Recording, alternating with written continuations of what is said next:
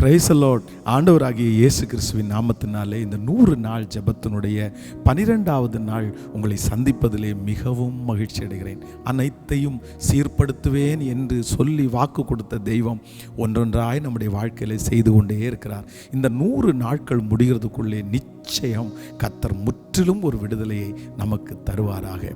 விசேஷமாக இங்கிலாந்திலே William carry என்கிற அந்த மிக பெரிய மிஷனரியை குறித்து நாம் எல்லாரும் கேள்விப்பட்டிருக்கிறோம். நிறைய பேருக்கு அவரை பற்றி தெரியும்.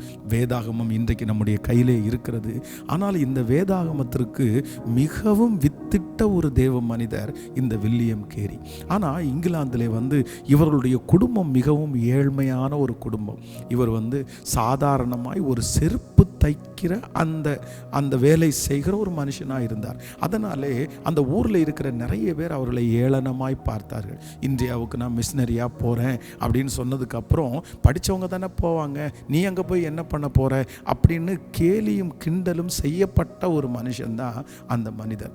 ஆனால் இந்தியாவிற்கு ஒரு மிஷனரியாக வந்தார். வந்துட்டு 7 வருடம் பார்ப்போமானால் ஒரு மாற்றமுமே அவர் பார்க்கல. ஒரு ரட்சிப்பு, ஒரு மனுஷனை கர்த்தருக்குள்ளே நடத்த முடியல. 7 வருடங்கள் அவருக்கு மிகவும் வெறுமையாக இருந்துச்சு. ஆனால் அவர் தளரல. அதற்கு பிறகு அவருடைய மனைவி பைத்தியமாய் மாற்றப்பட்டார்கள். அதன் நிமித்தம் அவர் ரொம்ப பாடுபட்டார். அவர்களுக்கு எதை சொன்னாலும் தெரியாது, பைத்தியம். அவங்க அப்படி பிஹேவ் பண்ணுவாங்க, இவரால் ஒன்றுமே பண்ண முடியாது. ஆனாலும் அந்த மனுஷன் விசுவாசத்தில் சோர்ந்து போகவில்லை. அதற்கு பிறகு அவர் ஒரு அச்சகத்தை தொடங்கினார். ஆனால் அந்த அச்சகம் திடீர்னு தீ பற்றி எரிஞ்சு எல்லாமே நாசமாயிடுச்சு. ஸோ இந்த மாதிரி ஒரு பிரச்சனை அல்ல, பல பிரச்சனைகளையும் அந்த தேவ மனிதன் தாண்டி இந்த வேதாகமத்தை கடைசியில் இந்த தேசத்திலே கர்த்தர் அவரை ஒரு பெரிய சாட்சியாய் நிறுத்தினார். நான் நம்புகிறேன் ஆண்டவருடைய பிள்ளைகளே, நீதிமான்களுக்கு வரும் துன்பங்கள் அநேகமாக இருக்கும். ஆனால் சோர்ந்து போகாதீங்க, தளராமல் நில்லுங்க. ஜெயத்தை கொடுக்கிற தேவன் நம்முடைய தியாகத்தை பார்த்து பெரிய அற்புதத்தை கர்த்தர் செய்வார். ஆமேன். ஆண்டவருடைய பிள்ளைகளே, இன்றைக்கு இந்த 12வது நாள் ஆண்டவருடைய வார்த்தைக்காக நான் எதிர்பார்த்த போது ஆண்டவர் என்னுடைய இருதயத்திலே எசேக்கியேல் தீர்க்கதரிசன புஸ்தகத்திலிருந்து கர்த்தர் ஒரு வார்த்தையை வைத்தார். அதை வாசிக்க போகிறோம். எசேக்கியேல் எழுதின தீர்க்கதரிசன புஸ்தகம் 34ஆம் அதிகாரத்தினுடைய 29வது வசனத்தை நம்ம வாசிக்க போகிறோம். 34:29. நான் அவர்களுக்கு கீர்த்தி பொருந்திய ஒரு நாட்டை எழும்ப பண்ணுவேன். அவர்கள் இனி தேசத்திலே பஞ்சத்தால் வாரிக்கொள்ளப்படுவதும் இல்லை.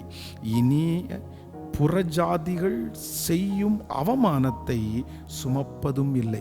புறஜாதிகள் செய்யும் அவமானத்தை சுமப்பதும் இல்லை. இந்த 12வது நாள் ஆண்டவர் என்னுடைய இருதயத்திலே அவமானத்தை சுமப்பது இல்லை, அவமானம் அடைவது இல்லை. இன்றைக்கு இந்த சத்தத்தை கேட்டுக்கொண்டிருக்கிற ஆண்டவருடைய பிள்ளைகளே, ஒருவேளை நீங்கள் நிறைய இடத்திலே அவமானங்களை சந்தித்திருக்கலாம். சொந்தங்கள் அவமானப்படுத்தி இருக்கலாம், பணம் இல்லாததினால் அவமானப்படுத்தி இருக்கலாம்.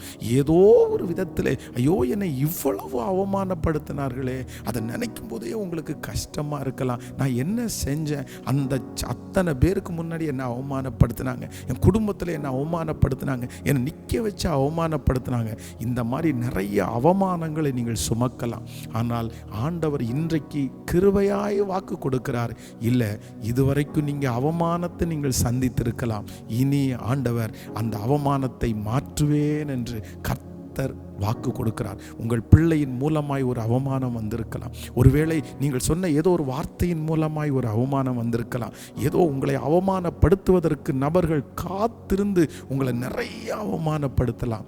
ஆனால் ஆண்டவர் வாக்கு கொடுக்கிறார், இல்லை, நான் இனி ஒன்று செய்வேன், உன்னை அவமானப்படுத்துகிறதற்கு நான் விட மாட்டேன் என்று கர்த்தர் வாக்கு கொடுக்கிறார். ஆண்டவருடைய பிள்ளைகளே, இந்த வார்த்தையை நான் தியானித்து கொண்டிருக்கும் போது வேதத்திலே ஒரு 3 காரியத்தை ஆண்டவர் எனக்கு ஞாபகப்படுத்தினார். அப்படி என்றால் நம்முடைய அவமானத்தை ஆண்டவர் எப்படி மாற்ற போகிறார்? இன்றைக்கு இந்த சத்தத்தை கேட்கிற நீங்கள் அவமானப்பட்டிருக்கலாம். ஆனால் உங்களுடைய அவமானம் வெகு சீக்கிரமாய் வித்தியாசமாய் மாறப்போகிறது.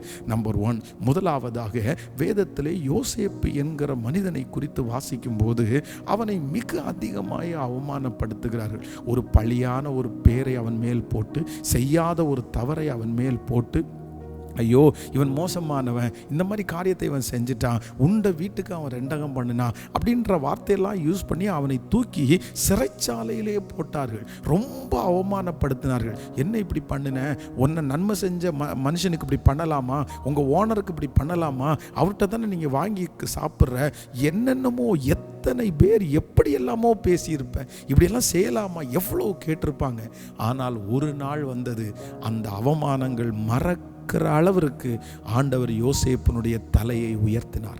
ஆண்டவருடைய பிள்ளையே, இந்த சத்தத்தை கேட்கிற அன்பு ஆண்டவருடைய பிள்ளைகளே, உங்கள் பிள்ளைகளுடைய தலையின் மேல் இருக்கிற அவமானம் ஒரு நாள் மறக்கப்பட்டு போகும். உங்கள் மேல் இருக்கிற அவமானம் ஒரு நாள் மறக்கப்பட்டு போகும். இன்றைக்கு உங்கள் மேல் இருக்கிற அவமானத்தின் நிமித்தம் தலையெடுக்க முடியாத ஒரு சூழ்நிலையாக இருக்கலாம், வெளியே போக முடியாத ஒரு சூழ்நிலை இருக்கலாம். யாரிடத்துலையும் நாம் பேச முடியல, யாரிடத்துலையும் நாம் பழக முடியல, அவங்கெல்லாம் அவமானமாக பார்ப்பாங்களோ, நான் அவமானப்படுத்தப்பட்டேன் என்று சொல்லி ஒதுங்கி ஒதுங்கி போகலாம்.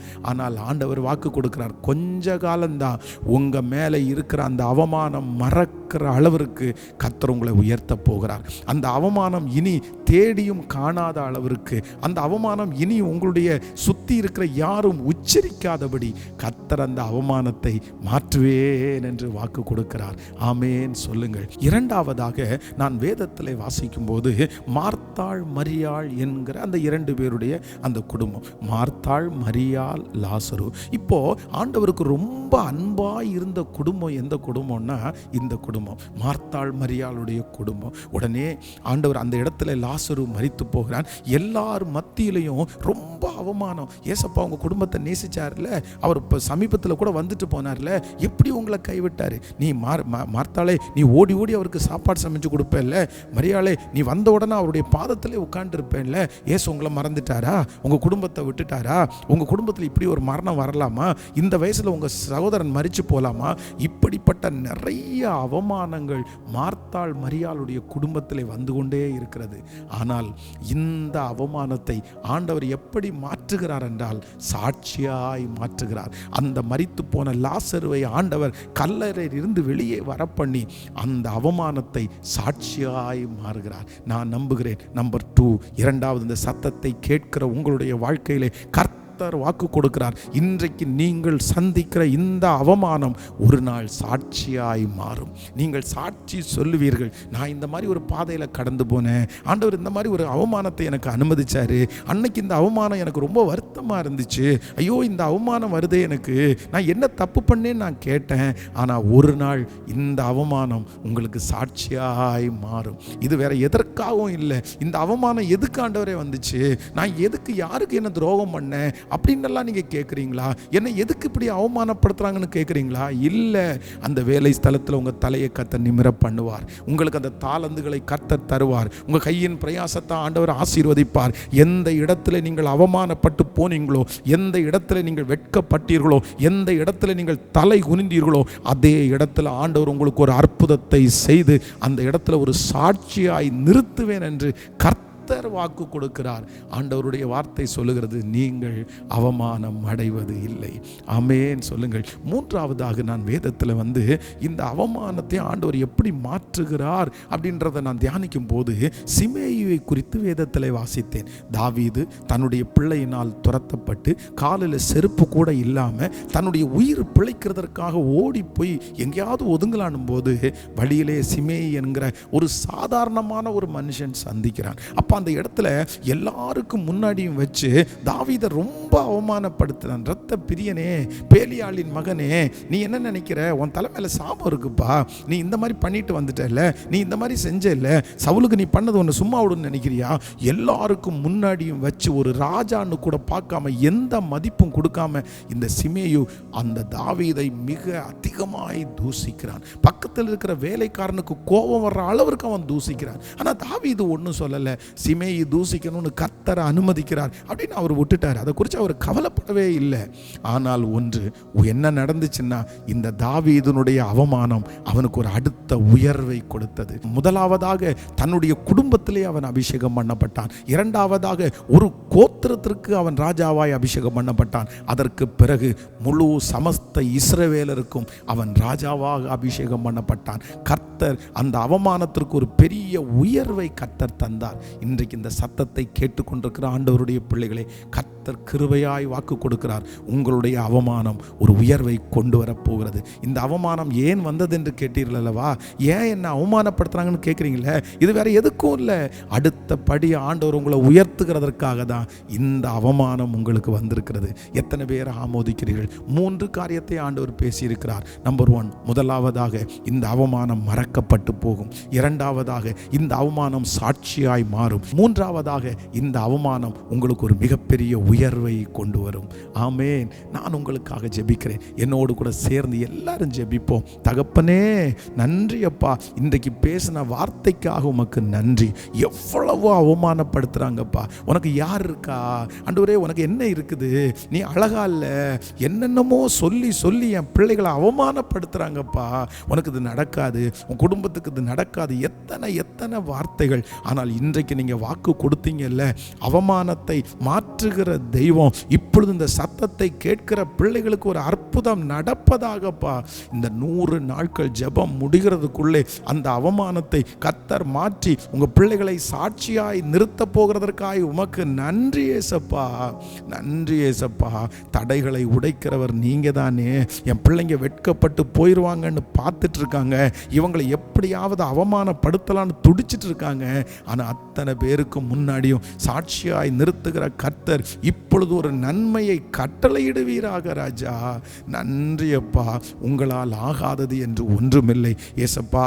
உங்க பிள்ளைகளை அனுப்புகிற ஜெப குறிப்புகளை எல்லாம் பார்க்கிறீர் ஆண்டவரே. அது எல்லாத்திற்கும் ஒரு பதில் உண்டாகட்டும். நன்றி. எந்த சூழ்நிலையில இருந்தாலும் இந்த 100 days முடியும் போது சாட்சிகள் வந்து கொண்டே இருக்கட்டும் ஆண்டவரே. உங்க நாமம் மகிமைப்படட்டும். இந்த ஊழியத்திற்காய் ஜெபிக்கிற தாங்குகிற ஒவ்வொரு பிள்ளைகளை நீர் ஆசீர்வதித்து அவர்களை நீர் பெருக பண்ணுகிறதற்காக நன்றி அப்பா. உங்க தயவு கரத்திலே ஒப்பு கொடுக்கிறோம். இந்த நாள் எங்கள் பிள்ளைகளுக்கு ஆசீர்வாதமாக இருக்கட்டும். திருமண நாளை காண்கிற, பிறந்த நாளை காண்கிற உடைய பிள்ளைகளை மனதார நான் ஆசீர்வதிக்கிறேன். இயேசுவின் மூலம் ஜெபம் எடுக்கிறோம் நல்ல பிதாவே. ஆமேன், ஆமேன். God bless you. ஆண்டவர் உங்களை ஆசீர்வதிப்பார். இன்றைக்கு விசேஷமாக நமக்கு ஃபாஸ்டிங் பிரேயர் 10 o'clock நடைபெறும். அதனால் எல்லாரும் அதில் கலந்து கொள்ளுங்க. போன வாரத்தினுடைய ஒரு முக்கியமான செய்தியை கர்த்தர் இந்த வாரம் கண்டினியூவாக பேசும்படியாக என்னுடைய இருதயத்தில் உணர்த்துகிறார். ரொம்ப ஆசீர்வாதமாக இருக்கும். தேங்க்யூ. Praise the Lord.